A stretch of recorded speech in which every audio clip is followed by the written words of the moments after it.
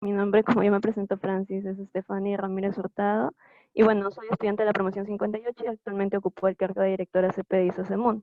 Vamos a dar lugar vamos a ver sobre lo que es el periodo fetal, que abarca desde la 9ª semana hacia el nacimiento. Algo característico del periodo fetal es que vamos a ver que se va a dar el rápido crecimiento de lo que es el feto. También vamos a ver que se va a dar una diferenciación de los diferentes tejidos, órganos y sistemas también, ¿no? Y vamos a ver que va a haber un notable crecimiento o aumento de lo que es el peso en las últimas semanas. Además, algo que podemos ver una diferencia entre el periodo fetal y el periodo embrionario, que ya lo han visto la semana pasada creo con Kevin, vamos a ver que en el periodo fetal ya no va a haber tanto el crecimiento de la cabeza, a comparación del periodo embrionario, que la cabeza era mucho más grande a comparación de todo el cuerpo, ¿no? En el periodo fetal ya no, va a haber una ralentización de lo que es el crecimiento de la cabeza a comparación, y van a crecer más las extremidades y bueno, y todo el cuerpo de lo que es el feto. Ya. Vamos a empezar con la estimación de la edad fetal, ¿no? Para hallar o para estimar más o menos la edad fetal se utiliza la longitud occipucio-coxis, que va desde la parte superior occipital, más o menos desde la protuberancia occipital externa, hacia lo que es el coxis. ¿Y para qué es importante? Para determinar el tamaño y la edad probable del feto, ¿no? Se utiliza para determinar más o menos cuánto mide y más o menos de esa manera se va a predecir la fecha también prevista del parto. Además, se va a utilizar también otras medidas, como la medición de la cabeza fetal y la longitud del fémur. El libro base en lo que me he basado para hacer estas diapositivas es el MUR, y te menciona de que la edad gestacional en la práctica clínica se toma desde el inicio de la fecha de la última regla, o también llamado FUR, ¿no? Mientras que, y más o menos dura aproximadamente 40 semanas. Mientras que en embriología, que lo vamos a tratar así, lo toman desde la fecundación y va a tener una duración de 38 semanas. Sin embargo, ¿por qué lo toman la fecundación, no? ¿Y por qué no toman el inicio de la fecha de la última regla? Porque según el libro, según la literatura, te dice que en la fecundación es cuando recién empieza ya a, por decirlo así, transformarse en lo que era cigoto, mórula, luego vamos a ver el embrión y luego el feto, ¿no? Y es por eso que lo toman desde la fecundación. Sin embargo, vemos que hay una diferencia de acá de 2 semanas, ¿no? ¿Y por qué? Esto se explica mediante, ¿se acuerdan de lo que era este, el ciclo menstrual? Entonces vemos que más o menos duraba 28 días, ¿verdad? Entonces, vamos a ver que en el día 14 se expulsaba el ovocito secundario y obviamente daba lugar, venía el espermatozoide y daba lugar a lo que era la fecundación. Y vemos que acá hay una diferencia desde el día 1 hasta el día 14 de aproximadamente 2 semanas. Es por eso que te dice acá el inicio de la fecha de la última regla. Como sabemos, desde más o menos los primeros 5 días era la fase menstrual, luego seguía la fase proliferativa, luego secretora y luego isquémica, ¿no? Entonces por eso dice el inicio de la fecha de la última regla, o sea, lo toman más o menos desde el día 1 hasta el día 14, hay aproximadamente 2 semanas de diferencia. Entonces es por eso que se explica esto de aquí. Ya. Ahora vamos a ver con los trimestres del embarazo. Vamos a ver que va a estar dividido en 3 trimestres, ¿no? Dando lugar a lo que son los 9 meses. Al final de más o menos el primer trimestre, que abarcaría desde la primera semana hacia más o menos la semana 12, es importante resaltar esto, ¿por qué? Porque todo lo que va a estar más adelante van a ser en semanas. Lo que es el segundo trimestre más o menos se abarcaría desde la semana 13 hacia la semana 24 o 25. Y el tercer trimestre abarcaría desde la semana 26 hasta la semana 38, ya que como decía, acá lo vamos a ver hasta la semana 38, que va a ser porque va a iniciar desde la fecundación hasta la semana 38. Si fuera en la práctica clínica sería hasta la semana 40. Vamos a ver que en el primer trimestre, más o menos ya al finalizar el primer trimestre, ya se han desarrollado los principales sistemas. Esa es una muy importante característica. Además, en el segundo trimestre vamos a ver que el feto con un tamaño suficiente, ¿no? Y de esa manera ya se puede visualizar en la ecografía. Mientras que también va a dar lugar a algunas malformaciones congénitas, ya que vamos a ver que la madre está expuesta, puede tener, por ejemplo, puede fumar o puede también algunos factores genéticos que dan lugar a estas malformaciones congénitas. Y vamos a ver que en el tercer trimestre, al comienzo, ya dice puede sobrevivir si nace prematuro, mientras que a las 35 semanas aproximadamente el feto va a pesar unos 2.500 gramos y de esta manera ya suele sobrevivir si nace prematuro, ¿no? Acá puede sobrevivir si nace prematuro, obviamente teniéndose los cuidados, ¿no? Cuidados intensivos que debe tener el feto o el recién nacido. Y vamos a ver que ya aproximadamente a las 35 semanas ya realmente el bebé o el neonato suele sobrevivir ya si se nace prematuro.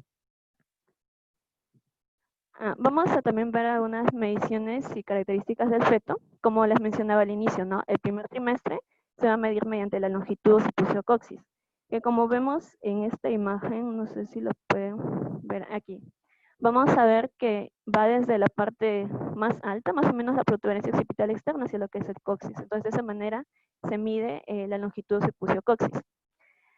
Además, como les mencionaba al inicio, más o menos al segundo y tercer trimestre, ya se va a dar lugar se van a ver algunas estructuras mediante la ecografía, ¿no? Acá vemos una imagen de la ecografía. Y también actualmente hay parámetros más utilizados como el diámetro biparietal, que es más o menos la longitud que van entre las dos eminencias parietales, ¿no? Obviamente de hueso parietal. Vamos a ver también que se va a tomar perímetro craneal, que más o menos va desde, sabemos que hay puntos craneales craniométricos en la cabeza, ¿no? Entonces va más o menos de lo que es la glabela hacia el isquio, o no recuerdo muy bien. Y vamos a ver el perímetro abdominal también. También se va a tomar otro parámetro como la longitud del fémur y la longitud del pie, que también mencioné al inicio de la exposición. Sin embargo, dicen que también se podría tomar el peso corporal como una medición del feto, y la verdad es que esto es muy ambiguo, ¿saben por qué? Porque, por ejemplo, supongamos que la madre tenga diabetes gestacional. Entonces, de esa manera, el bebé va a nacer con un mayor peso, entonces no se tomaría el peso corporal, por decirlo así, para estimar la medición del feto, para estimar la edad fetal, ¿no? Ya que por ejemplo, supongamos que entre las 35 a 38 semanas tengo una edad promedio y supera a la edad, entonces lo pueden poner de una semana más, una semana menos, por eso es muy ambiguo tomarlo de peso corporal como para estimar la edad fetal. En estos casos, ¿no? En casos de diabetes gestacional, o en casos también pueden tener también un menor peso, vamos a ver que se va a dar restricción de crecimiento intrauterino también en algunos casos, y de esa manera no es muy común guiarnos del peso corporal. Ahora vamos a ver ya aspectos destacados de lo que es el periodo fetal, ¿no? Como les decía, vamos a tomar por semanas. Eh, Vamos a empezar con lo que es desde la semana 9 hasta la semana 12. En esta semana ya se estaría terminando lo que es el primer trimestre de gestación. Como veíamos, el periodo embrionario va desde más o menos la semana 4 hasta la semana 8, ¿no? Mientras que la semana 9 ya empezaría ya lo que es el periodo fetal. Vamos a ver que se va a dar al inicio, en el muro está muy desordenado, por eso le he tratado de ordenar aquí. En el inicio de la 9ª semana, vamos a ver que la cabeza es más o menos la mitad de lo que es la longitud occipucio-coxis, o sea, más o menos desde aquí hasta aquí, más o menos la cabeza va a ocupar la mitad, porque aún más o menos como que siguiera en la edad embrionaria, ¿no? Y vamos a ver que al finalizar ya la semana 12, la longitud occipucio-coxis ya se ha duplicado, ¿no? Hay un poco más de crecimiento, ya que se va a dar un crecimiento acelerado de lo que es la longitud corporal, o sea, la longitud del cuerpo. Vamos a ver también que todo lo que ocurre en la semana 9. Al inicio de la semana 9 vamos a ver que las piernas aún son cortas, los muslos vamos a verlos acá pequeños aún, vamos a ver que la cara es ancha, los ojos van a estar separados, las orejas aún no tienen su implantación que lo tenemos comúnmente, ¿no? Sino va a ser de implantación baja. Vamos a ver que los párpados aún van a estar fusionados. Además, algo muy importante a resaltar es que el principal órgano de la eritropoiesis es el hígado. Y vamos a ver que a finales de la semana 9 ya los genitales de los fetos, tanto masculinos como femeninos, aún tienen características similares. En la semana 10 vamos a ver que más o menos a mediados de la semana 10, ya el extremo proximal del cordón umbilical, vamos a observar acá, se observa acá, justo dice la flechita, se van a observar asas intestinales. Entonces, aún las asas intestinales no están dentro del abdomen, sino están en el cordón umbilical. Y se van a desarrollar también, se va a dar el desarrollo inicial de las uñas de los dedos de las manos. Es importante, porque les digo todas esas características, porque al momento de la práctica, que se observa generalmente fetos que están en la facultad, vamos a ver todas estas características y de esa manera podemos predecir más o menos en qué semana se encuentra. Ya. Ahora vamos a lo que es la semana 11, ¿no? Vemos que a comparación de la semana 10 que era anteriormente, en la semana 11 ya las asas intestinales ya no están en el cordón umbilical, sino que van a regresar hacia lo que es el abdomen. Por ejemplo, acá podemos ver una imagen de un feto en la semana 11. En la semana 12 ya vamos a ver que hay una forma fetal madura de los genitales externos. Se van a madurar los genitales externos, tanto masculinos como femeninos. Y al finalizar la semana 12, van a aparecer centros de osificación primaria, sobre todo en cráneos y huesos largos, ¿no? Eso lo van a ver con mayor detenimiento en el desarrollo de lo que es huesos, desarrollo de todo lo que son los huesos y cartílago. Obviamente vamos a ver que primero se dan osificaciones primarias, osificaciones secundarias, etc. Los miembros superiores, vamos a ver que ya van a alcanzar casi su longitud relativa final. Y acá la eritropoyesis ya no va a ser en el hígado, como ocurría en la semana 9, sino va a ser en el vaso. Entonces el vaso es otro órgano muy importante para la eritropoyesis. Y más o menos entre la semana 9 y 12 vamos a ver que se va a iniciar la formación de la orina, que va a ser eliminado por la uretra hacia el líquido amniótico. Y hay casos en los que, bueno, mayormente el feto va a reabsorber esta parte del líquido amniótico, lo va a deglutir, ¿no? Y vamos a ver que va a desechar, valga la redundancia, desechos fetales, y que son vertidos obviamente hacia la circulación materna. Como sabemos, la placenta es la que se encarga de dar los nutrientes entre la madre y el feto, ¿no? Entonces vamos a ver que todo lo que el feto deseche se va a ir hacia la circulación materna, ¿no? A través de la membrana placentaria. Ahora, ya vamos a empezar el segundo trimestre con lo que son las semanas, desde la semana 13 hasta la 16 primero. Vamos a ver que acá ya hay un crecimiento rápido, ¿no? Como les decía al inicio. Vamos a ver también que en la semana 14 la coordinación de los movimientos de los miembros no van a ser perceptibles, es decir, van a haber movimientos, pero no van a ser perceptibles por la madre. Pero sin embargo, en ecografía sí se va a ver estos movimientos. La osificación del esqueleto fetal también, vamos a ver que algunos huesos van a empezar a su osificación, y los movimientos oculares lentos también. Los miembros inferiores se van a desarrollar a comparación de hace la semana 11, aproximadamente 12, vamos a ver que los miembros superiores ya estaban desarrollándose más.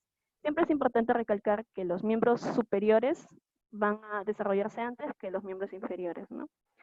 El desarrollo inicial también de las uñas de los dedos de los pies. Más o menos en la semana 10 les había mencionado el desarrollo inicial de las uñas de los dedos de las manos. Es por eso que siempre, guíense por esto, ¿no? Siempre las manos o los miembros superiores van a ser antes que los miembros inferiores o los pies. Vamos hacia la semana 16. Al inicio de la semana 16 ya vamos a ver que los huesos van a ser visibles en ecografía. Vamos a ver que la cabeza va a estar un poco más pequeña a comparación de la semana 12, ¿no? Que veíamos las semanas pasadas, o en la diapositiva pasada, que la cabeza ya va a reducirse el tamaño, ¿no? Los ovarios van a estar diferenciados y van a contener los folículos ovarios primitivos, ¿no? Con las ovogonias, y los ojos van a mirar hacia adelante, ya no van a estar tan separados, y las orejas van a estar ya cerca de la posición definitiva, ¿no? Que es en la parte lateral. Entonces vemos que no tenían ya una implantación baja a comparación de la semana 9 que tenían aún una implantación baja las orejas. Acá ya no, ya van a estar cerca de la posición definitiva.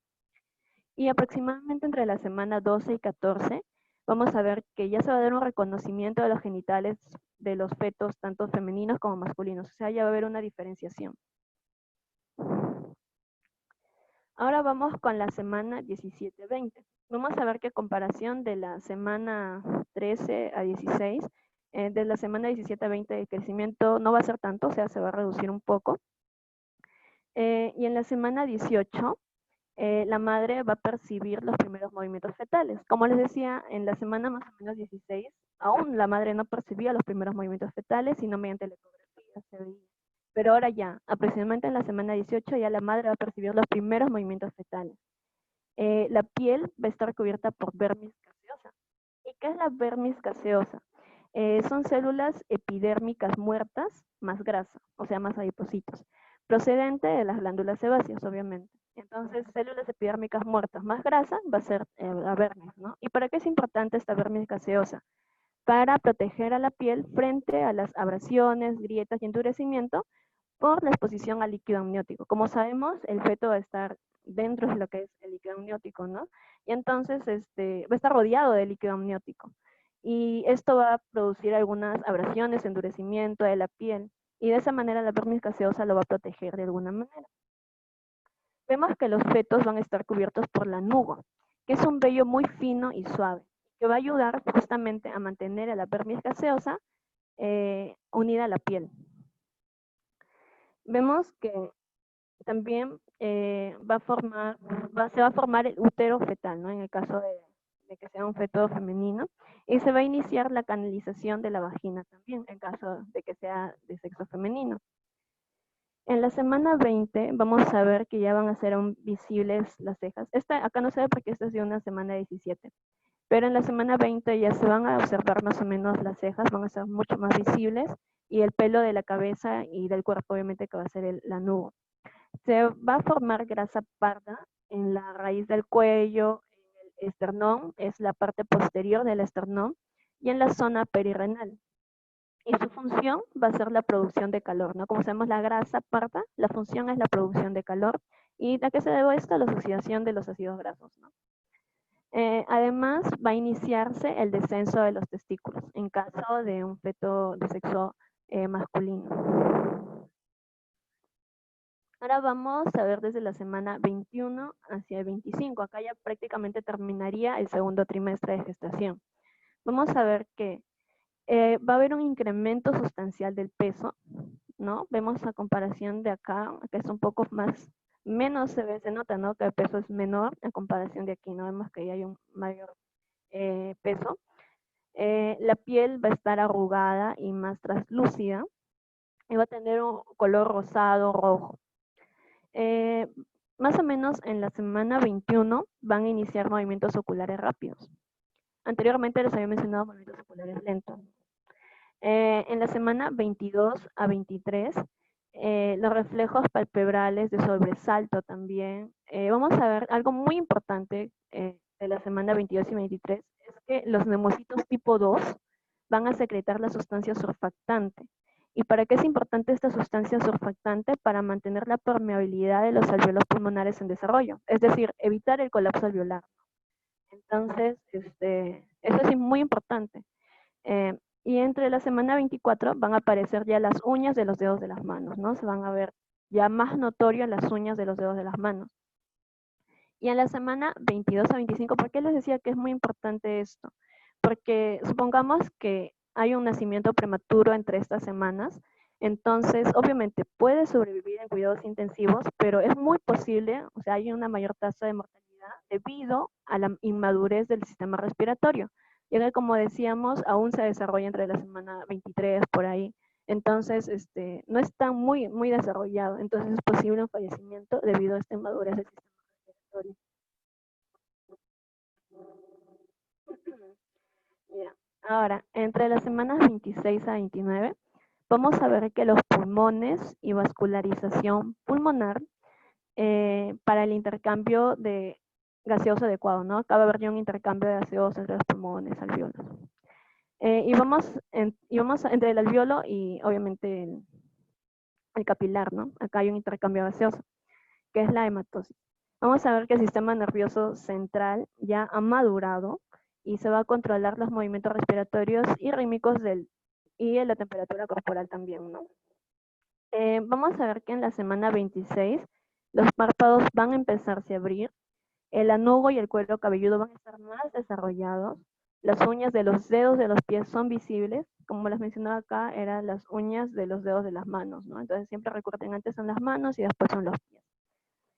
Va a aumentar la cantidad de tejido adiposo subcutáneo bajo la piel, o sea, va a aumentar la grasa bajo la piel y van a desaparecer arrugas cutáneas también. Como les decía, más o menos por acá tenía la piel arrugada, pero ahora ya no, van a empezar a desaparecer las arrugas cutáneas debido a que va a aumentar la grasa bajo la piel. Eh, También va a aumentar el tejido adiposo blanco, que aproximadamente es el 3,5% del peso corporal. ¿Por qué los menciono? Porque eso mayormente preguntan en los exámenes teóricos. El vaso fetal, ahora, como les decía, hasta más o menos la semana 25, era el que tomaba en sí, era el vaso, ¿no? Claro, el hígado. Entonces ahora el vaso fetal va a ser el órgano principal para la eritropoiesis. Ahora vamos en la semana 28. La médula ósea se va a encargar de la eritropoiesis. Como les decía, primero es el hígado, luego el vaso y ahora es la médula, ¿no? En la semana 28 la médula se encarga de la eritropoiesis. Los ojos ya van a estar completamente abiertos.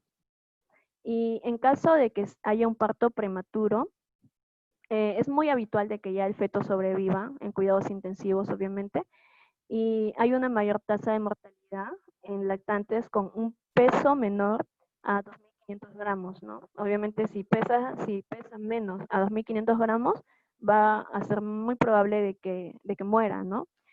Y obviamente si ya pesa menor a 1,5 a 1.500 gramos, entonces ya vemos que es mucho más probable de que no sobreviva. Eh, Ahora vamos con el siguiente. Entre las semanas 30 y 34, vamos a ver que en la semana 30 se va a dar el reflejo pupilar, que es decir, se va a dar una modificación del diámetro pupilar por un estímulo luminoso, ¿no? Va a haber un reflejo pupilar. Al final de las 30 semanas, ya la piel va a ser roja, rosada y lisa, ¿no? Más o menos rollizo, así lo llaman. Y el tejido adiposo blanco va a equivaler aproximadamente al 8% corporal. Acá era el 3,5%. Y más o menos en la semana 30 el tejido adiposo blanco va a equivaler al 8% del peso corporal. En la semana 32 vamos a ver que las uñas de los dedos de las manos van a alcanzar ya las yemas de los dedos. Ya van a alcanzar hacia la yema de los dedos. Y el feto prematuro generalmente sobrevive, ¿no? Como les decía, en esta semana ya sí o sí van a sobrevivir. En la semana 38, ya finalizando ya todo el tercer trimestre, vamos a ver que la longitud de un neonato recién nacido va a ser de 36 centímetros, ¿no? Ese es el promedio. Y el peso, 3,4 kilogramos. Vamos a ver ahora que el tejido adiposo blanco va a incrementar, ¿no? Que va a ser el 16% del peso corporal. Vamos a ver un tórax prominente. Vamos a ver que las mamas también van a estar en protrusión en ambos sexos y los testículos en el escroto, ¿no? En caso de prematuros, va a haber una ausencia del descenso testicular. Y la cabeza va a ser más pequeña que el resto del cuerpo, ¿no? Vemos que la cabeza es pequeña y todo el cuerpo tiene una mayor longitud. Durante el parto, la longitud y peso corporal del sexo, siempre del sexo masculino tiene, o sea, su peso y su longitud va a ser mayor a lo que son del sexo femenino. Y acá vemos cómo te muestra un cuadro de cómo va creciendo al transcurrir la semana, ¿no? Desde más o menos finalizando el primer trimestre de gestación hacia ya cuando se da el nacimiento, ¿no? Hacia el tercer trimestre. Ahora, respecto a la clínica, te mencionan lo que es el síndrome postmadurez, o también a término, algo así. O no, cuando ya se da una prolongación del embarazo ya durante más de 3 semanas. O sea, puede aún prolongarse hasta máximo 2 semanas, ¿no? Después de las 38 semanas. Sin embargo, si ya se da una prolongación de más de 3 semanas o de 3 semanas a más, ya hablamos del síndrome postmadurez. Generalmente se da entre el 5 a 6% de madres gestantes y presenta un mayor riesgo de mortalidad. En estos casos se va a inducir ya lo que es el parto, puede ser mediante cesárea en este caso. Las características. Vamos a ver que va a haber una ausencia del tejido adiposo subcutáneo, ¿no? La piel va a estar arrugada y va a estar quintado en tinción de piel por el meconio, ¿no? que van a ser heces de color verdoso. Y vamos a ver un peso corporal excesivo también, ¿no? Ahora, algunos factores que van a influir en el crecimiento fetal. Eh, bueno, acá le he descrito solamente algunos porque creo que esto se ve mejor en lo que es el capítulo 20, que son malformaciones congénitas, ¿no? De que no solamente son estos factores los que influyen, sino también pueden influir factores genéticos, ambientales, entre otros. Vamos a ver, en el caso de que la madre fume, ¿no? El tabaquismo puede ser una causa demostrada de la restricción del crecimiento intrauterino, RCIU. Va a afectar al ritmo de crecimiento de los fetos durante las 6 u 8 semanas últimas del embarazo. Por eso va a haber una restricción del crecimiento intrauterino. Más o menos los neonatos o los bebés que nazcan, si una mujer fuma durante el embarazo, van a pesar aproximadamente 200 gramos menor al valor normal. Y en algunos casos, los hijos de las mamás fumadoras salen afectados con labio leporino y paladar hendido. Entonces, alguna de estas malformaciones es debido a que la mamá fuma, ¿no? Tabaquismo. El embarazo múltiple. En este caso, cuando obviamente hay más de 2 fetos dentro de lo que es la barriga de la mamá, ¿no? Vemos que los fetos ya suelen tener un peso corporal inferior, debido a que, como sabemos, la placenta es lo que nutre al feto, ¿no? Entonces, en este caso, si tiene a 2 o más fetos por nutrir, a cada uno va a tener que darle menos cantidad. Entonces vemos que va a haber un peso corporal inferior a que si fuera un embarazo único. Y vamos a ver, como les decía, ¿no? Los requerimientos metabólicos de 2 o más fetos van a superar el aporte nutricional de la placenta durante el tercer trimestre. Como veíamos, ¿por qué durante el tercer trimestre? Porque durante este trimestre vamos a ver que va a crecer más el feto, entonces necesita más alimento. Y vemos que si son 2 o más, no va a requerir el alimento suficiente para su desarrollo. Ahora, en caso de que la mamá consuma alcohol y drogas, vamos a ver de nuevo que los fetos van a mostrar una restricción del crecimiento uterino como parte del síndrome alcohólico fetal. En este caso, los neonatos salen con este síndrome, ¿no? Alcohólico fetal, que son generalmente problemas físicos, mentales y de crecimiento cuando la mamá consume alcohol y drogas. Por ejemplo, en el consumo de marihuana y otras drogas, también, como les decía, puede producir restricción del crecimiento uterino, riesgo de aborto, bajo peso al nacer y otras complicaciones obstétricas. En el caso de que haya una alteración de flujo sanguíneo, útero placentario y feto placentario, que eso se ve en el capítulo de placenta, vamos a ver que la circulación placentaria materna puede disminuir cuando se reduce el flujo uterino, ¿no? Y va a haber una restricción también del crecimiento uterino que puede ser provocado por la disfunción placentaria. Es decir, cuando hay una alteración entre la placenta y el útero, entonces vemos que va a haber una restricción del crecimiento intrauterino. Vamos a ver que el efecto de estas alteraciones es la disminución del intercambio de nutrientes entre tanto la circulación fetal y la circulación materna. Por ejemplo, acá vemos a un bebé a un neonato que ha tenido una restricción del crecimiento intrauterino, ¿no? Vemos que es de menor tamaño, es de menor peso y necesita cuidados intensivos para poder sobrevivir. Y bueno, eso es todo, solamente mencionarles acá una frase que me gustó que decía, al aceptar el refugio que le proporciona el útero al feto, también acepta el riesgo de las enfermedades que puede sufrir la madre y su malnutrición, así como ajustes bioquímicos, inmunológicos y hormonales. Bueno, esta es una frase de George Warner, que es un embriólogo estadounidense. Bueno, eso es todo. Muchas gracias, chicos. Si tienen alguna pregunta. Bien, bueno, agradecer a Stephanie, muchas gracias Stephanie por darte el tiempo y por haber dado la ponencia. Ha estado muy bonita la ponencia, bien resumido las temas acerca de este tema. Chicos, si es que de repente tuvieran alguna pregunta, podríamos dar paso a ello, las pueden escribir en el chat y Sí, pues también Katherine para... ahorita. Acabo de Sí, ver el grupo, dice Katherine. Kevin Aldas, si puedo repetir la semana 29. A ver, vamos a repetir la semana 29.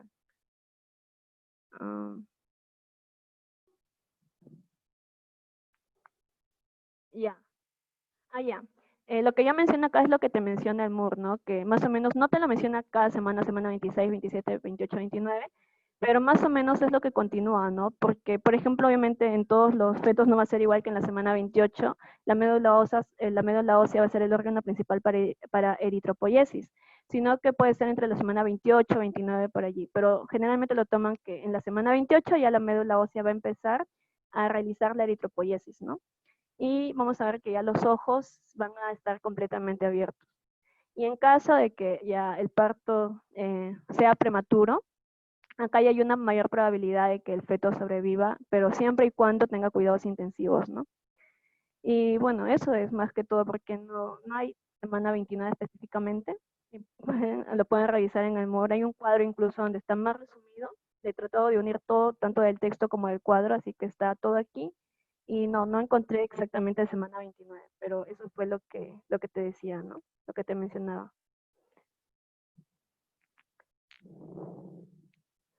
Ya, la diferenciación del sexo tanto masculino como femenino. Sí lo mencioné por aquí, que más o menos se daba acá, ¿no? A partir de la semana 12 a 14 ya podíamos ver un reconocimiento de genitales de fetos, ¿no? Tanto masculino como femenino. Esta edad ya va a haber una diferenciación de tanto sea de sexo masculino como de sexo femenino. Y las diapositivas sí lo vamos a pasar al grupo de WhatsApp. Corticoides. Sí, eso está más explicado en el capítulo 20 de malformaciones congénitas. Ahí te explica todos los factores que pueden influenciar a que haya malformaciones congénitas, ¿no? Vamos a ver que no solamente va a haber corticoides, va a haber algunos fármacos que también pueden inducir a que tengan malformaciones congénitas. Yo todavía estoy en segundo año, no sé exactamente los medicamentos, pero había algo de riboflavina, no sé, que sí causaba algunas malformaciones congénitas.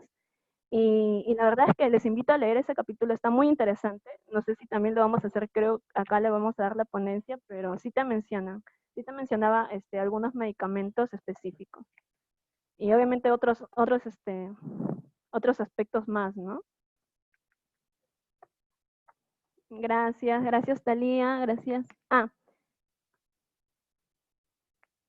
También en este capítulo están los medicamentos, no en el capítulo es que acá más te menciona, más se enfocan en lo que es el desarrollo fetal, ¿no?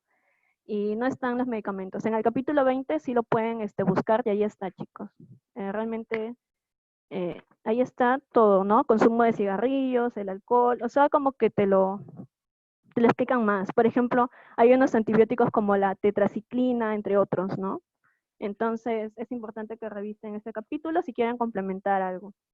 Aunque también se va a realizar por parte de CPA y Sociomón, me imagino.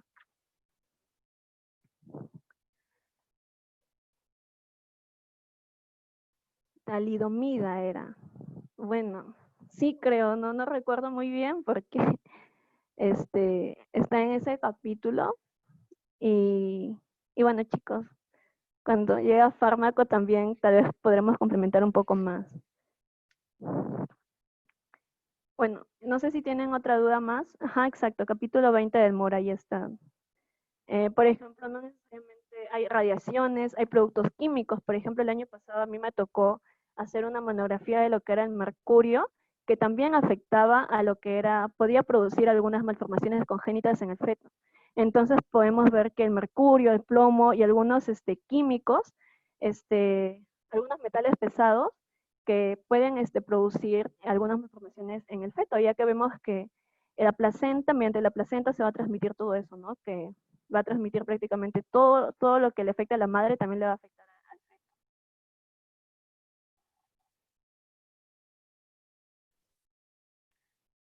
feto. Chicos, si hubiera alguna otra pregunta, la pueden hacer, chicos, por el chat. No, incluso para complementar también, veo acá, estoy en el capítulo 20, dice que también hay algunos microorganismos como la rubiola, los virus de herpes que pueden también afectar o pueden funcionar como teratógenos para el feto, ¿no? Y de esa manera producir malformaciones congénitas.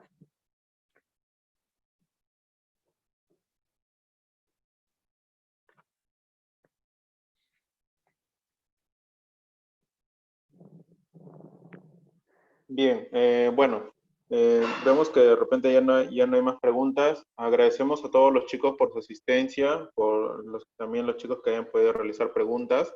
Agradecemos de nuevo, Stephanie, muchísimas gracias por darte el tiempo de poder dictar esta ponencia. Chicos, la ponencia está quedando grabada. Si quieren recordar tanto esta ponencia como las anteriores, pueden visitarnos en nuestra página de YouTube y pues ahí están,